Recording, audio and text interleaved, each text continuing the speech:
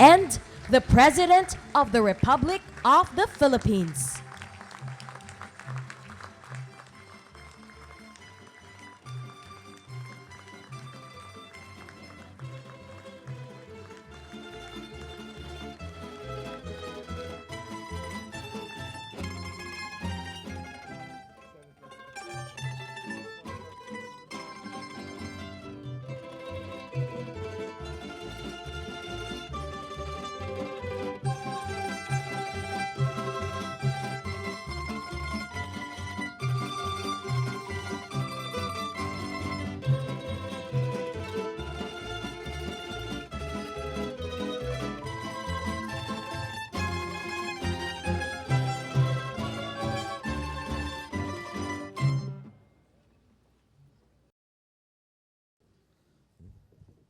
Please sit down.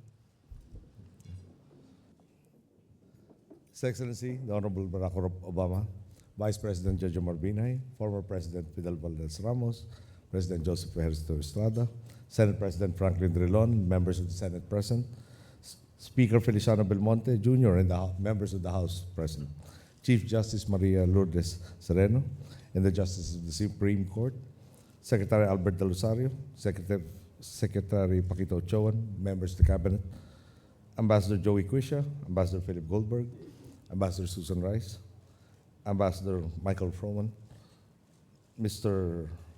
Rob Neighbors, Excellencies of the Diplomatic Corps, distinguished members of the U.S. delegation, honored guests, ladies and gentlemen, good evening. Mr. President, on behalf of the Filipino people, I welcome you and your delegation to the Philippines. Though your stay here in our country may be short, I hope that it will allow you to see and experience for yourself how indeed it is more fun in the Philippines, and that undoubtedly the Philippines works.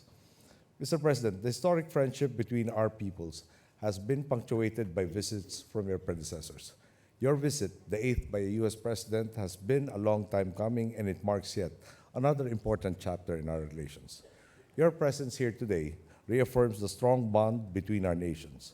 As a friend and partner of the Filipino people, you have demonstrated an unwavering commitment to the growth and development of our nation. It is only fitting, therefore, that your efforts be recognized with the conferment of the Order of Sikatuna. Since 1953, the highest recognition of diplomatic merit of the Republic of the Philippines has been the Order of Sikatuna. It is conferred on those who have fostered and elevated the bilateral partnership of our country with other nations. Tonight, I have the distinct pleasure to confer the highest rank, that of Raha or Grand Collar, on you, Mr. President, for your leadership and policies that assisted the Philippines in times of natural disaster, for helping uphold stability and peace by means of the rule of law in Southeast Asia, and for working with us to fundamentally raise the defense capacity of our country. Congratulations.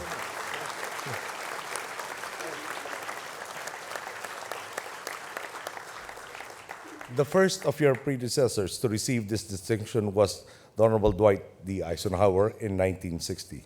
Then as now, may this conferment symbolize our nation's esteem for the American people, and may it serve as a reminder of the mutual desire to always be partners based on the highest principles of liberty, democracy, and progress. Mr. President, our discussions today highlighted the ongoing dialogue and cooperation between our two countries as we adapt to changing circumstances and the paramount challenges of the 21st century. The world has come to realize that stability is a necessary foundation of progress and prosperity for all our peoples. Alliances are deepened not only through a shared history, but also through mutual confidence and respect, which is constantly refreshed to give new relevance and purpose to our positive, long-standing relations. We are bound by the quest to turn our shared principles of democracy, human rights, and freedom into an inclusive reality, not just for our respective peoples, but for all nations. Mr. President, I've always taken to heart that in an increasingly complex world, it is incumbent upon all of us to be part of the solution and not of the problem.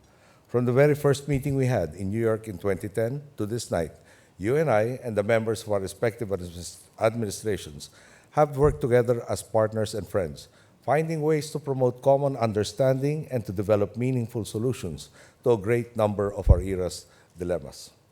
whether in strengthening our trade relations, security alliances, and people-to-people engagements, or encouraging more nations to commit to the open government partnership, an area where the Philippines continues to innovate.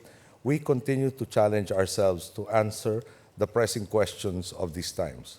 By what means can peace be sustained? Through what instruments can climate change and calamity be addressed? And to whose benefit will our mutual and collective undertakings redound?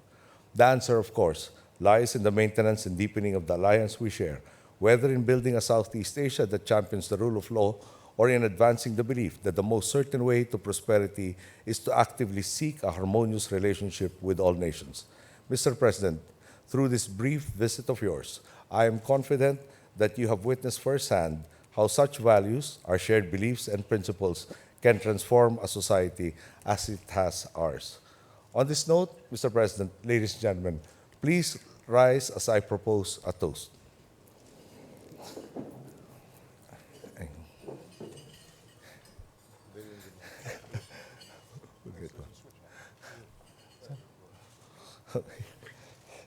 To the good health, happiness, and success of our dear friend President Obama and his family, to the continuing closeness and affection between Filipinos and Americans, and to the realization of our common vision of a more stable, more prosperous, and more inclusive international community. We say mabuhay. Boy. Boy. Boy. Yes.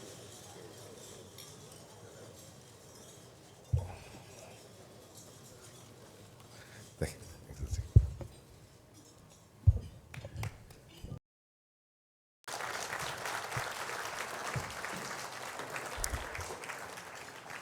Well, thank you so much. Magandang gabi.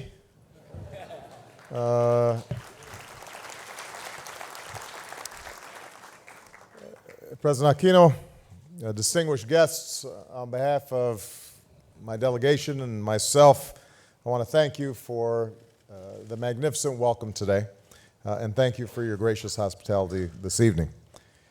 Mr. President, I am deeply honored to receive the Order of the Sekutuna. I accept it in the spirit in which it has been bestowed, with a commitment to continuing to deepen the bonds between our two great nations. To all the gentlemen here this evening, you look very good, but I think you'll agree that the women outshine you in the vibrant colors of the Philippines. I've only been here one day, but the kindness that you've shown me and the extraordinary hospitality that's been extended to us leaves us with very warm feelings and reflects, I think, the legendary spirit of the Filipino people. I'm told that you have a word to describe this, the inner feeling, that core of a person's being. We see the spirit in a family that's given itself to this country. There's no greater nobility than offering one's life to the nation, and Mr. President, your father offered his life so that this nation might be free.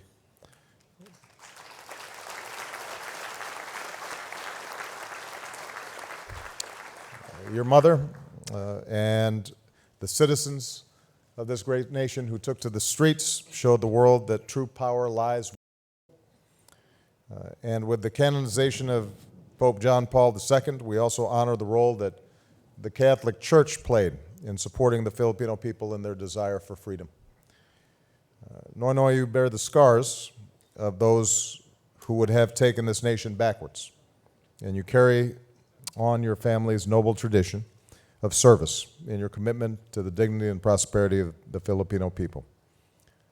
We also see the spirit of this nation in all that you've overcome: colonialism and occupation, invasion and dictatorship. Yours is a fierce independence, won through sacrifice and renewed with each generation. And we saw that again this year. After Yolanda, America grieved with you and stood with you, but we were also inspired by your resilience and your determination to care for those who had been affected. Tonight, our hearts actually grieve for some of our fellow Americans back home who've been devastated by very terrible storms and tornadoes, but we draw strength from your example. For even as we grieve, we know that we will recover and we will rebuild in these communities that have been affected because people will care after each other. You bring that same strength and solidarity to our alliance.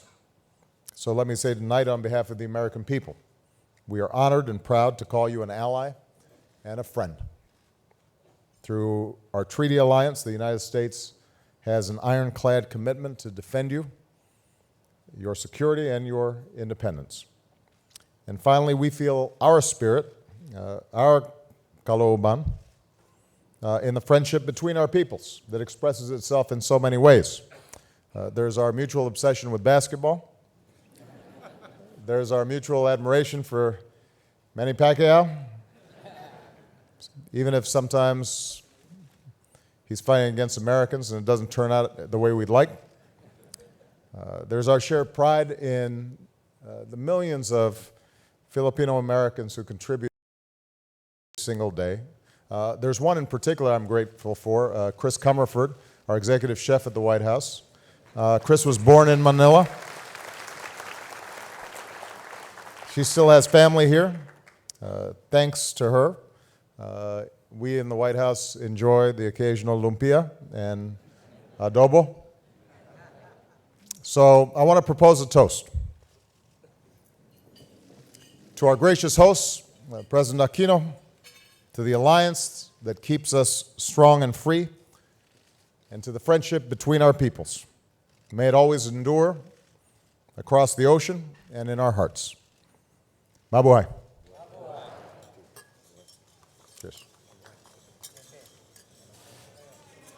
Cheers.